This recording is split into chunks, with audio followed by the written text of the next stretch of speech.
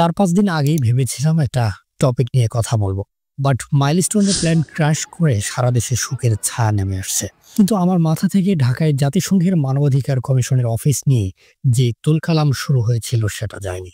However Dhaka জাতিসংঘের সাথে একটি চুক্তিতে পৌঁছেছে। জাতিসংঘের মানবাধিকার কমিশনের অফিস ভিজুয়ালি কার্যক্রম পরিচালনা করবে বাংলাদেশে। প্রশ্ন হচ্ছে, জাতিসংঘের মানবাধিকার কমিশনের কাজ কি, আর ঢাকায় অফিস খুইলা তারা আসলে কি করবে?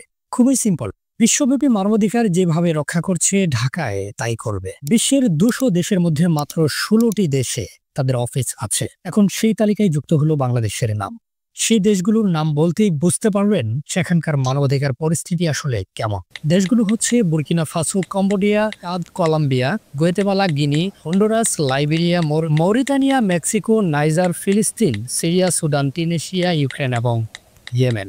পৃথিবীর এই দেশগুলোতে নরকের আগুন জ্বলছে। সেই দেশগুলোর পাশে এখন বাংলাদেশের নাম লেখা হয়েছে।